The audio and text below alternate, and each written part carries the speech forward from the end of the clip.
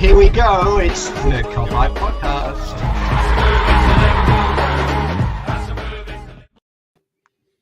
Hello, everybody. It's fucking Friday night. And yes, it's technically Friday night for those of you that I've got the bank holiday off tomorrow. For those of you that haven't, sorry. But yeah, me and Mick have. So we're on the beers. It is Jay Pearson and it's Mick. And we've gone old school tonight. It's just the two of us. It's like when we first started a year ago, mate, on YouTube. It's just the two of us. You know, it's nice to... It's getting emotional, mate. It's just me and you again. You know what I mean? It's me and you. Yeah, we had to give Matt and Tim the boot because they're Matt's unreliable for one, and and we love Tim really, but yeah, couldn't be here, unfortunately. Yeah, no Kabak and Phillips. I don't know why that was on the tip of my tongue then. Good evening, everybody. Anyway, happy Easter, of course, to you, Paul. I appreciate that. Chris Brack, did my opening question win? No, it didn't. You prick. You're not going to call him what you called him before we started recording, Jay, or are you going to leave that one? Nah, it's before 9 o'clock, mate, before the watershed. Chris Brack, he did ask the question, is Ghostbusters overrated? No, it's not. And he means the original. He's just trying to wind me up, and he's got me. But yeah, Ghostbusters is not overrated. If anybody in the comments thinks it is, get out. Yeah, and the other, what was his other one? Who's Jay? Yeah. Unfortunately, Mick is stuck with me. So yeah, you're just gonna have to deal with that Christmas anyway. But yeah, good evening to everybody. So as you will see from the bottom of the screen, the first 2-minute bottle question is: what is your biggest pet peeve in football? I think this is a really good one because we've had such good comments about it. Yeah, Chris, I'm only here for Mick. That's absolutely fine, mate. Whatever. Not asked. Good morning, Yuki, over there in sunny SoCal. So, Mick, what's your biggest pet peeve in football? Have you got one, or do you want me to go with mine first? I reckon you go with yours, because to be honest, I got so bogged down with all the comments and looking at them all that I didn't even think about this one. But yeah, go ahead, you go first. I'll have a little minute think. Yeah. So one of my biggest pet peeves in footy is when there's a tackle made, right, and then the player goes down and it's a foul, or it's nearly a foul. But what absolutely puts the rubber stamp on it that it's actually a foul is when he falls and he lands his hand intensely on the football. So it's obviously he's handballed it, so it's technically going to be a free kick anyway. So he's done that on purpose, and it just fucking winds me up because it started okay where it was creeping into the game. Now you blatantly just fall on the floor and grab the ball, and it really, really fucking winds me up. Ben Priest there, no, Matt, still too busy crying over the Firmino stuff after all this time. He definitely is, mate. He definitely is. Chris Batch put a belter over in. The phrase "top red" is the worst thing in football. Really oh my is. God, it's so annoying. It really is annoying. I've never heard anything so much. So I've never heard anything so backwards though. It's if you don't overreact and you're not a knobhead and you support the club, you're the top red. That I think that's kind of what it is. But yeah, it's kind of been turned into a negative, which I've no idea. No idea. I think the whole stigma behind it is if you talk about football on the internet, you're a top red. I think that's what it is. That's the whole stigma behind it, isn't it? And you can't slag off FSG. You can't. What else can't you do as a top red? You can't give player ratings out that are like less than 6 or 7. If you give it any less, then you're a knobhead. Yeah, so it is quite frustrating, the whole top red thing. It absolutely is. Ben Priest is coming on. My biggest pet peeve is that people stand over the ball for free kicks to stop it being taken quickly. Just like hoof the ball in the face. Oh, mate, That's a belter. That is a belter of a pet peeve. That's so annoying, isn't it, Mick? I think mine is kind of loosely linked to that. I think it's something a bit generic like that. It's where someone clearly heads it out for maybe a throw-in, and they still put their hand up and turn to the linesman like, fucking hell, Todd. Yeah. Like, mate, it's the clearest or foul or free kick or throw-in or whatever, and they just blatantly trying to get away with it. And I understand everyone does it, but it just does wound me up when I see it happening, as it happens all the time now, doesn't it? It does, mate. Chris is back. My other pet peeve is just before a corner is taken, the referee stops play to tell players not to pull each other. Why stop it? Just let the corner come in. That's a fucking good point. That is a really, really good point. Just let the play happen, and if they fucking get pulled down for the pen, take the pen. That's a really good point. Dan's coming in. He just thought, So apparently supporting your team makes you a twat. Love that. Yeah. Love that. Absolutely, Dan. I agree. I've no idea what. I don't know who made this up. I don't know if it's obviously a child somewhere in a corner in his mum's box room, just fucking making all these shitty words up and trying to do something with it, but it's just fucking baffling to me. It really is, mate. It sounds, but I'm definitely a massive twat then. Well, aren't we all, Dan? Aren't we all? Chris thinks I'm a big twat anyway, so that'll do for me. 1892 boys are here as well, right, lads. Hope you're well. We are very well, mate, 'cause it's the bank holiday. Hope you're well as well. He did put a late question on in. How does Stevie Wonder win a game of hide and seek? Right, well, we need to see the answer to this. That would be good. Other pet peeves, Mick, that I saw in the comments. Yeah, one of the things that moving unit had said for the solution to when like the ball's in the D of a corner. So when they put the ball is supposed to be in the D, but you get away with it now, don't you? With like just the tip of the football is touching the whitewash of the D, and you can see in the corner the away fans are always pointing, going, he's not in the fucking D. But then your team does it as well, so it's like there should be fucking punishment for that as well. I agree with it. Just keep it in the D. You know what I mean? I don't know, where do you stand on that?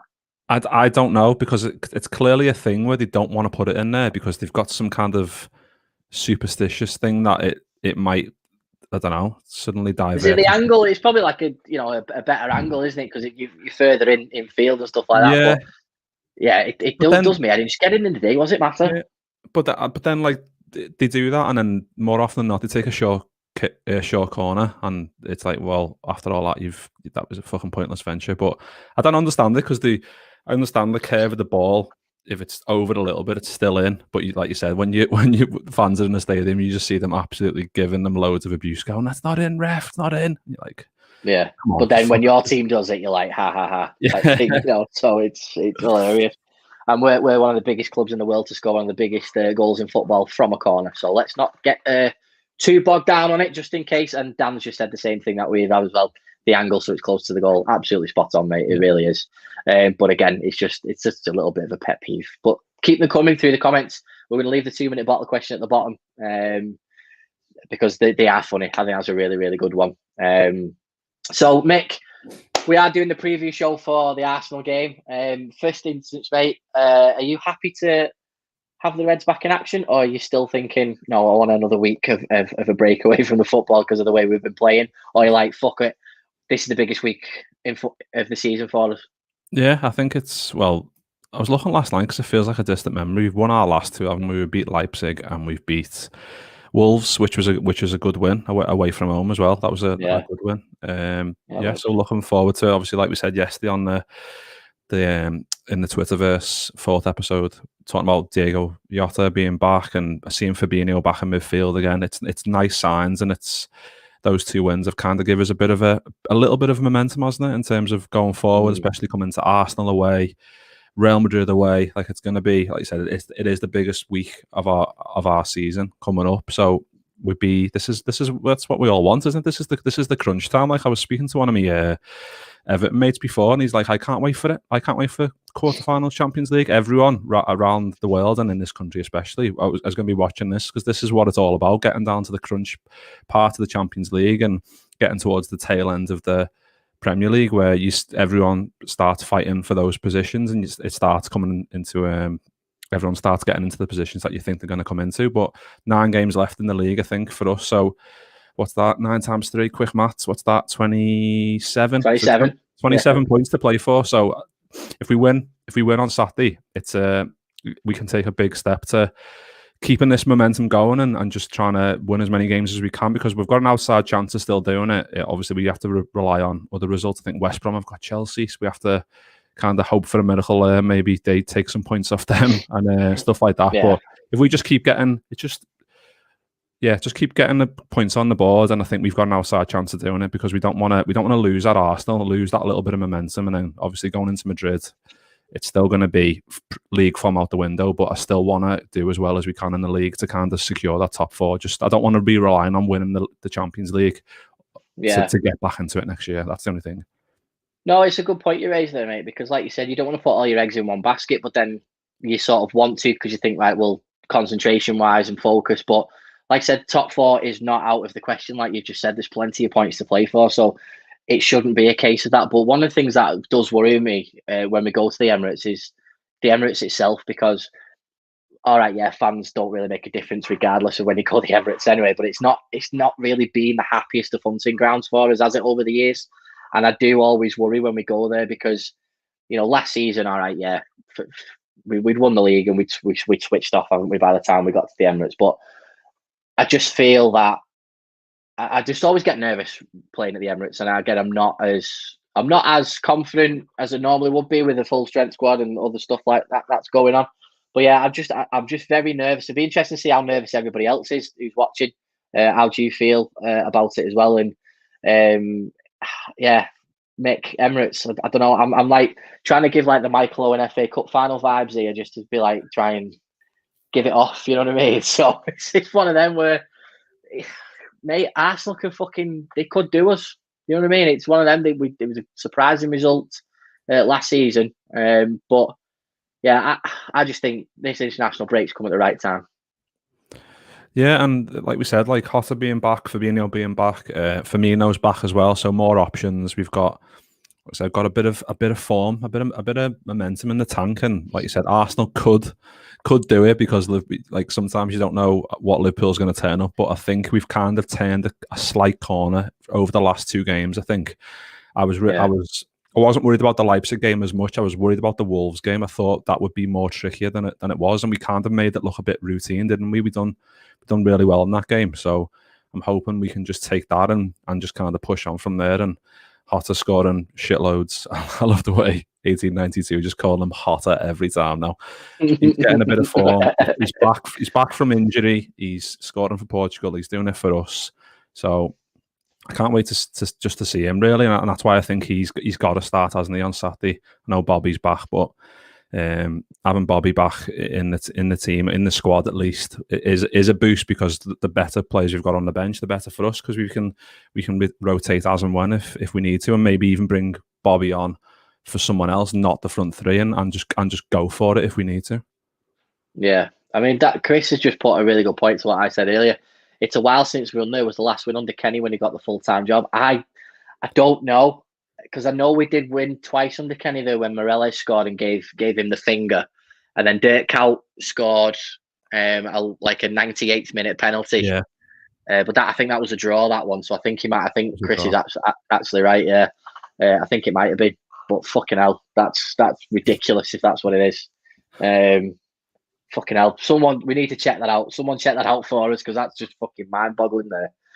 Dan's just put, I'm excited. I've got no real nerves. Might be when we're playing in the Champions League, but this, despite everything this year, is a great time to be a Liverpool fan. Big games and so much to play for. That's such a good point, that. Oh, no, he's right. Here we go. Sorry, I'll just come back to that.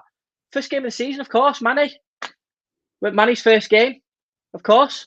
Coutinho bangs in that fucking worldie of a free kick. Lallana scores, doesn't he? Manny gets one. And I think we were winning 4-1 and it ended up finishing 4-3. Yeah, completely forgot about that fucking game. Jesus Christ, yeah. Start of Mane's Liverpool career. Fucking hell. Yeah, so it wasn't that long ago. Thank Christ for that. I'm glad you're here, boys. Why didn't I know that? Normally I'd fucking know that shit. But anyway, going back to Dan's comment, it is a good time to be a Liverpool fan, Mick, because we've still got something to play for this season, haven't we? We're still fighting for stuff. You know, everybody knows that this is an anomaly this season. The injuries that we've had, it's one of these seasons where we know next year we'll be back up there. Of course we will. Obviously other teams are going to strengthen, but we will be back up there. So that's a really good thing that Dan just mentioned, that is we've got to stay positive, haven't we, about this, because, you know, we're playing. Arsenal have got the teams around us have got sort of like a tricky run on paper, whereas we haven't got that much of a tricky run on paper. Goes out the fucking window given the teams that we played this year and the losses we've suffered. But I think change your mindset now, the fixtures we've got left, the positivity around it. This is a really good opportunity to make a statement, especially against Arsenal. And the way the fixtures are this weekend, it could go our way really quickly. Yeah, and I'm just looking at the table now, like, was it 5 points? And that's not much really, because this can chop and change. Like, we could quite easily lose against Arsenal, and then that might not even be the end of it, because we could still other teams around us could still drop points, and we could just kind of slowly creep back in. I mean, it's not likely, but I still think we need to win on Saturday to kind of keep our hope alive. But even with the Champions League, like you said, like we could have, with the run of form we were on, we could have quite easily got beat by Leipzig, because they're a decent team, aren't they? And we still done the job, and now we're on to the next round and playing up against Real Madrid, who've won it fucking 13 times. So absolute heavyweight of the competition. Obviously, they're not the same side that they were in previous years with Ronaldo and whatever, but fucking it's so funny this, mate, because it's the Arsenal preview, but you keep talking about the Champions League, so you keep going, right, fuck it, let's just talk Champions League, fuck it. But it is though, isn't it? And that's Dan's point. It's so exciting, and this is like a massive week for Liverpool, where 2000s with the Benitez era, this was the norm for us every fucking year. It was get back into the top four, and it was latter stage of the Champions League, which was just, it was our fucking bread and butter. We absolutely loved it. And it's great that that's been happening every year since we got back in the Champions League 17, 18, didn't we? So it's been good that that's been happening again, and it's such key for us. And you can't help but think of it like a snooker game, can you? You've got to think about the next shot in your next game, and you're thinking, right, we do this, and then we've got on to Madrid. But let's just talk about the Arsenal game in terms of your lineup. So I know you mentioned before about Jota and Firmino, but what would you do in terms of like the lineup? Would you go strong against Arsenal and say, that's my 11 I'm going to play, and that's sort of like the run out for that 11, given the international break, and then I play the same 11 against Madrid? Or are you making changes to midfield, at the back, maybe a start of Firmino and then Jota starts against Madrid, or the other way around? How do you see it going? I think, I'm just looking at the last game against Wolves, I think it will probably be the same as that. So it was Alisson, Trent, Phillips, Kabak, Robbo, Thiago, Fab, Gini, Salah, Jota, Mane. I'm pretty... Maybe Jones for Gini, but I can't see many changes for that. From that, to be honest, I imagine he'll probably go the same again for Real Madrid. Like we said, it's really, yeah. I think unless he goes like a midfield and maybe throws Keita in there. I keep forgetting about Keita, to be honest. If he throws Keita in for the Arsenal game, and then he saves Gini for Real Madrid, it's just we've got that many good midfielders, and now that everyone's back, we've got a lot of options in there. So it's gonna be an interesting one. Like Chris has said there, like so he's got Keita, Fab. Is he missing a player there? Is it 1, 2, 3, 4, 5, 6, 7, 8, 9? Yeah, you're missing a player, Chris. Chuck another one in.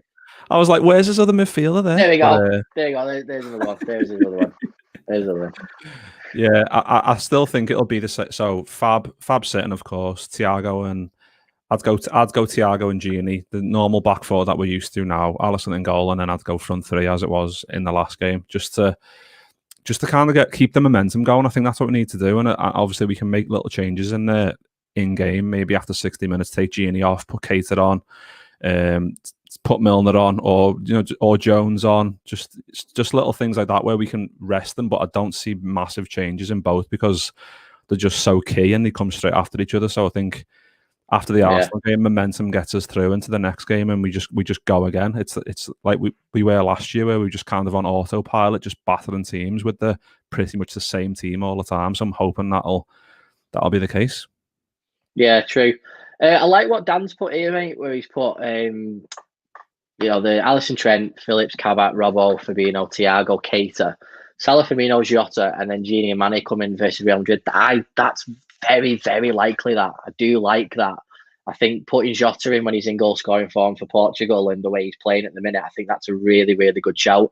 Getting minutes in Keita's legs would be really good, because if he turns in a performance against Arsenal, it's a great shout for Madrid the following week. And then you're giving Gini a rest because he's been playing out of his skin most of the season. He's been playing really well for Holland. And then obviously Mane coming in, who'd be chomping at the bit to play against Real Madrid at the Bernabeu. So that's a really, really good shout, that. Chris is pretty much... Go on, mate. What was you going to say? The thing is that we've got it's the options. Like, no one knows what's going to happen, but it's nice to have the luxury of going, right, we don't know who's going to play.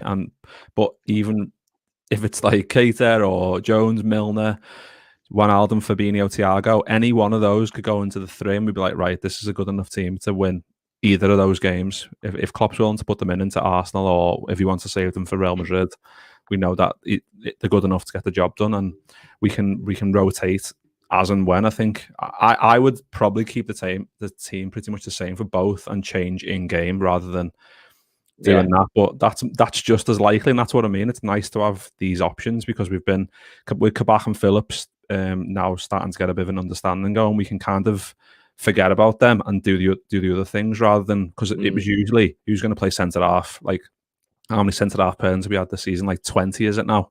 Something like that. So 20,277. Yeah.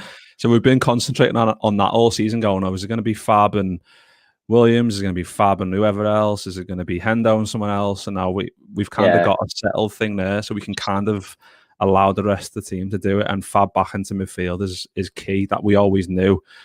He's done so well at centre half, but now that he's in that position that he's so good in, it kind of allows us to flourish a little bit more. Yeah, it does. And like Jake said, as long as Fabinho's in midfield, I don't mind. And that, as we said that from day one, didn't we? That was the key to everything, and we were desperate to see Fabinho back in midfield. And I think one of the things that you said there, mate, I really want to touch on was, it doesn't matter what lineup we put up now in terms of options. It's only really the centre-back pairing that is the worry for me. And I think a lot of people will agree with me on this, is that's the only thing that you would say, if there's a weak link in the side, it would be that. And that's not being disrespectful to Kabak and Phillips. That is just the case of that is the weakest part because they're not our first choice. But like you said, the stability of them playing together yet again, they'll be right up for making this top four. They'll know that they're both starting against Real Madrid. This is a perfect time.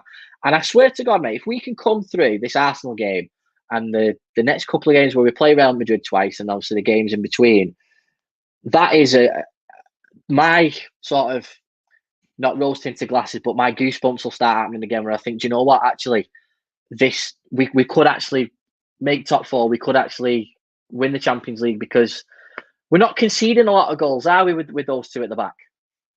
It's just we're not scoring. Yeah. That's been our problem. Yeah, and that's why what the lads are saying in the comments there, like giving Mane a rest could be beneficial. And that's why I was saying yesterday, I was trying to explain it in a way. I was saying Firmino getting injured might be a good thing because he's had time out the team, recuperation, rest, get himself right mentally, come back into the team, and he can. We all know how good he is when he's on top form. We've all seen it throughout the years he's been here, and I'm hoping he can have that kind of influence on us going forward. And like we said, it's exciting to have these topics to talk about because the way we were going, we could well be out Champions League. Top four could be a distant memory, in my opinion, should have been the way we lost Van Dijk and Gomez and then Matip in the way we did.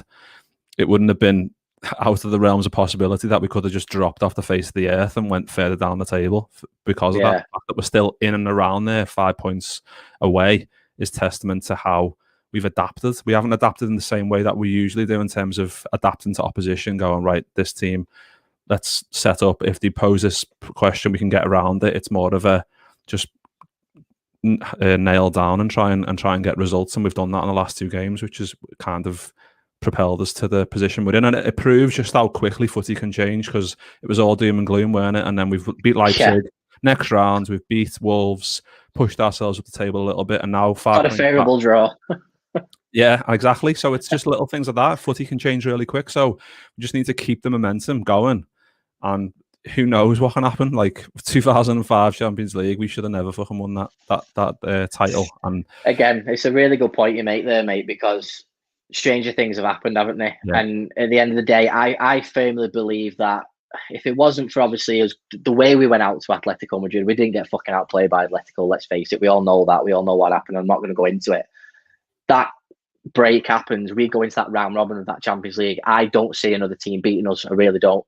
Bayern Munich were very, very good last season, obviously, but I didn't think they'd beat us at a full strength Liverpool side. And people can say that to me now. And again, albeit our centre backs have changed, but not a lot has changed within the team since then. Do you know what I mean? And like I said, with Fabinho back in that midfield and Wijnaldum playing the way he is and Thiago doing the job he's got, they're less likely to get at our centre backs. And I think it's really exciting.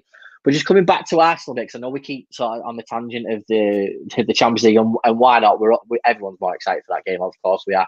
But when we look at Arsenal's games, mate, obviously the last game that they played they got absolutely murdered by West Ham, and they were very, very fortunate to come out with a draw. I mean, credit to them. Don't get me wrong. Coming back from 3-0 down is a very, very good thing to do, which we all know. We've done it many times. But then, before that, they beat Tottenham 2-1, which is a great result for them. A draw against Burnley, an away win against Leicester, beaten by City before that, just the 1-0, and then they beat Leeds 4-2. So their results are sort of up and down at the minute. They've had Europa League opportunities in there as well. They're not most consistent side as well, but again, it goes back to the whole worrying thing of going to that Emirates, and I just think, like, Mick, just alleviate my fears just a little bit. Come on, just a little bit, mate. Give me my sense of positivity I need. I'm hoping because wasn't Aubameyang left? He wasn't left out of that one, I don't think, or was he left out of the one before for disciplinary issues? I think it was something. It was the one before, yeah. So he needs to be left out. He needs fucking discipline in his now. Have you seen his hair? Fucking hell, it's ridiculous what he's done. But carry on. No, I suppose I'm just jealous. Is it Jibril Cisse or is it? No, it's just like really long dreads, but like there's only like 7 dreads on his head. It's just weird. But maybe I'm just jealous because I don't have the option of doing that. So anyway, carry on. Yeah, well, do you know what? They're a good side, aren't they? They're not far off us in terms of position in the league table, but they've got a good team. It's just kind of like us in the past when we've not been great form-wise, but we've still got good enough players to do it in like a one-off game against where you raise your game against the better opposition. They've done it against, like you said, they've done it against Spurs.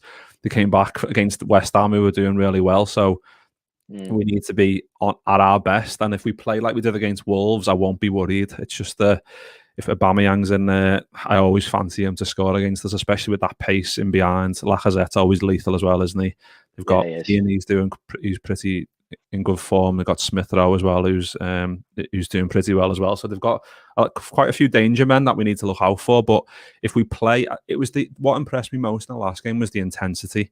The intensity that wasn't there for quite a while before at the same level that we know and love of a Liverpool team, like Robbo chasing everything down, every blade of grass getting covered, like Fabinho, just like you said, blocking those lines. So like I think Phillips spoke after the Wolves game, saying like you set yourself to defend the situation, but then Fabinho comes out of nowhere and blocks it, and then you can forget about it. And he's done that so many times that having him in there is just, it can't be highlighted enough how big an impact it is just to have him in there, blocking the passing lines, putting his foot in, getting his head into challenges, just little things like that that keeps us ticking over and keeps us more protected at the back, which is, like you said, that's our main issue. And that's where, if we're going to want to go far into back to the Champions League again, you might as well play a Champions League tune at this moment. We need to have that protection in front of them, because they're both pretty young to the league, and we need to give that protection. But yeah, I am looking forward to the Arsenal game, to be honest. Obviously, we're all looking at the Champions League. We've spoke about it about fucking 20 times in this pod already. But the Arsenal game I still think is a big one, because if we win it gives it, like I said, it keeps that momentum going, and we go into the Real Madrid game going, right, let's go all out for this. Like, I think Salah talked about it in that marker piece he did over in Spain about, like, we want to go all out in this Champions League. We want to go all the way. And obviously we haven't even touched on the Ramos news that came out. I still think it's an April Fool's. That, by the way, I'm not fully believing that Ramos news yet. But if that's true, he's out for a month, isn't he? Yeah, if it's true. But again, you've heard conflicting shit, haven't we, where it's been like, well, April Fool's isn't a thing in Spain, and Spain have reported it. It's on Real Madrid's official website. Let's just see if it continues to tomorrow. If that news filters over the next couple of days, then okay, we'll believe it. But right now, spoke more about the Champions League. He has, hasn't he? He keeps going back onto the fucking Champions League, and I just want to focus on Arsenal. It's a big week, though, isn't it? Because whatever we do in the Arsenal game, it does talk about the Champions League as well. But again, mate, we're not, like you said at the beginning of the pod, winning number 7 will get us into that Champions League, but we've got to try and secure this 4th spot. And Arsenal are no fucking pushovers, mate. And it's, especially the way we're playing at the minute, given the results and the way stuff's gone, I'm very, very nervous about it. Another piece of news that we haven't touched on is the Canate stuff. So we'll just cover that briefly, mate, just while we're on, and we might as well have a little chat about it. but like try and be brief as can because it's not set in stone. He obviously broke this week that we have been in talks and advanced negotiations and all that. All the key words that you need in the transfer that is classic clickbait and makes everyone go bananas, and all of a sudden everyone's going, yeah, but his injury record's fucking this and that, and FSG aren't spending money. Okay, here's 40 million on a fucking sender. Yeah, but it's not the one I wanted, or I wanted him on Champ Manager. Like, do you know what I mean? So if we get this one over the line, mate, happy days. It just shows that the club do not want the same thing to happen next season. So yeah, I'd be happy if this lad arrived. What about you? Yeah, I was listening to Anfield Rap the other day, and they had James Pearce. Yeah, Judas. Yeah, Sol Campbell. Sol Campbell.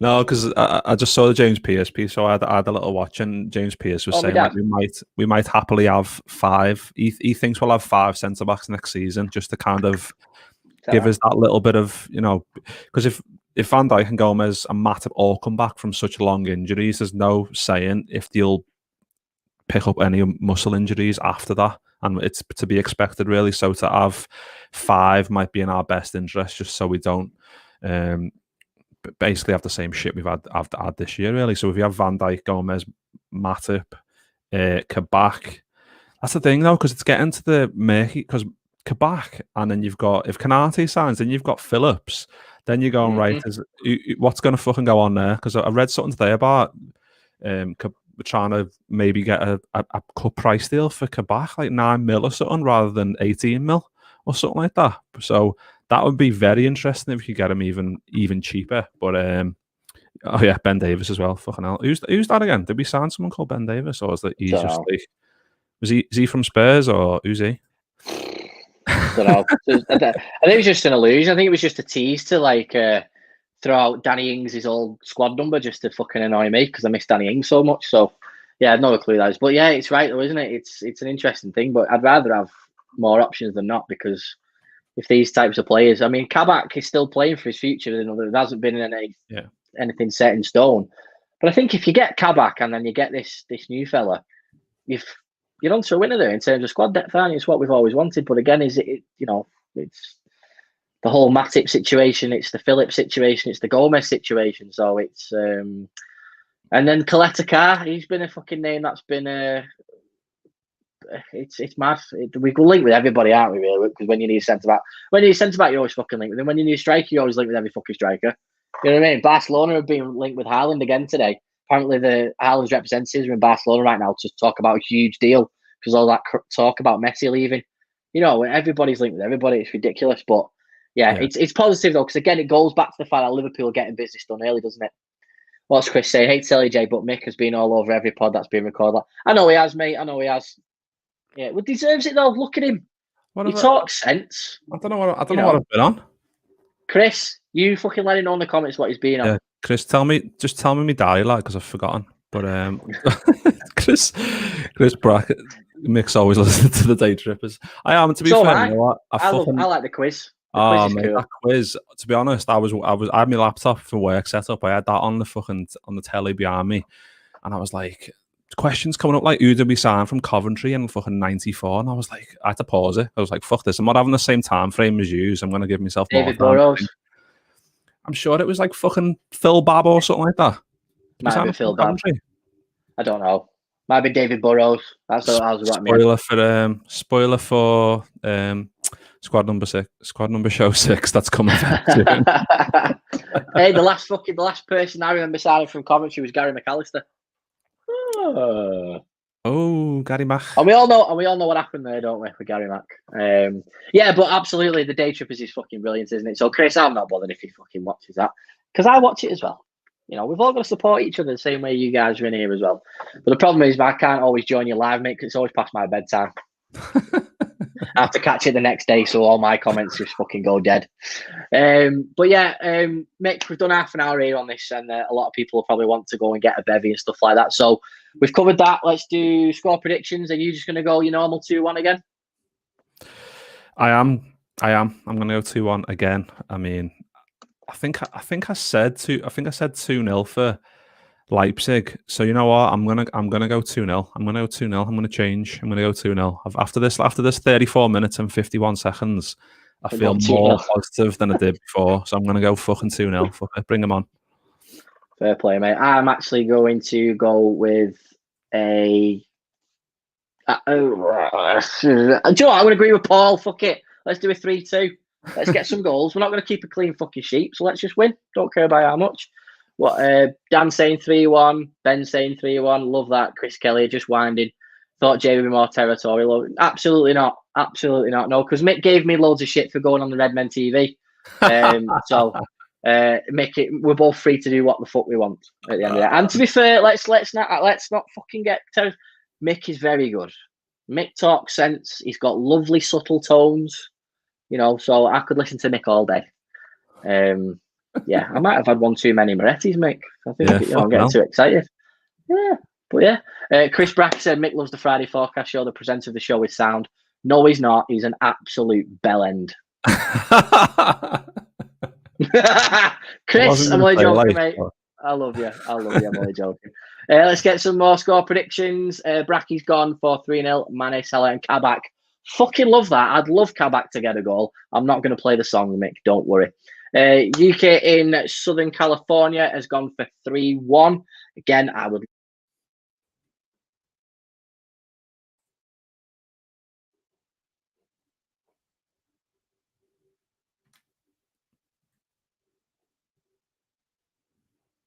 Can you hear me? I can hear you now. I think good. Good, I'm glad. I was probably shout.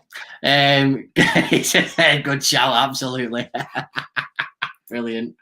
Yeah, so just let you know, guys and girls, as you'll see from the bottom, we've had a new sponsor join us.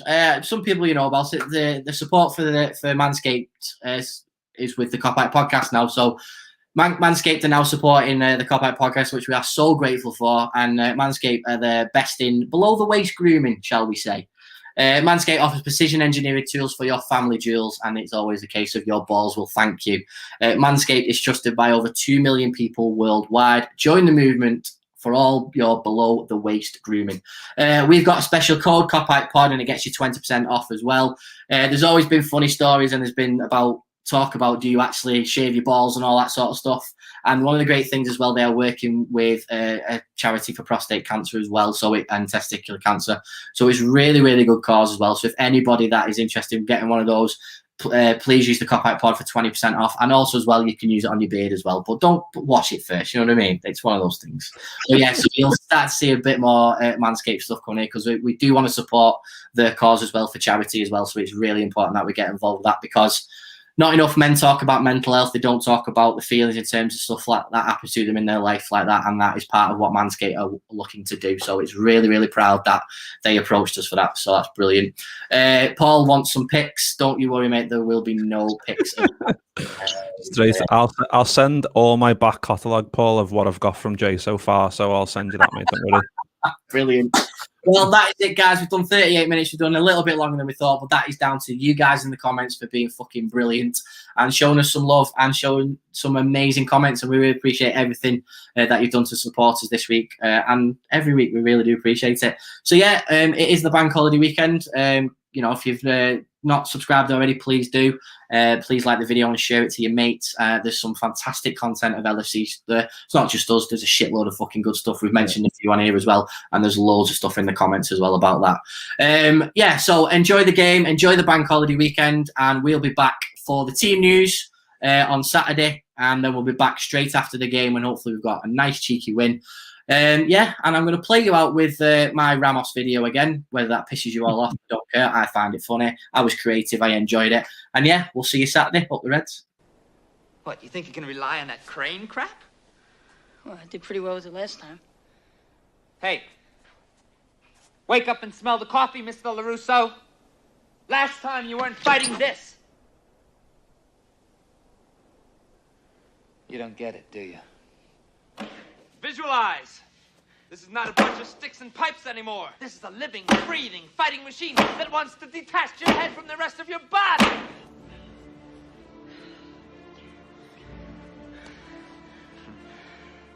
It's blood. So what? Make believe it's his. This guy wants to break you, humiliate you, stomp you into the ground. Now what are you gonna do about it? No! Then do it!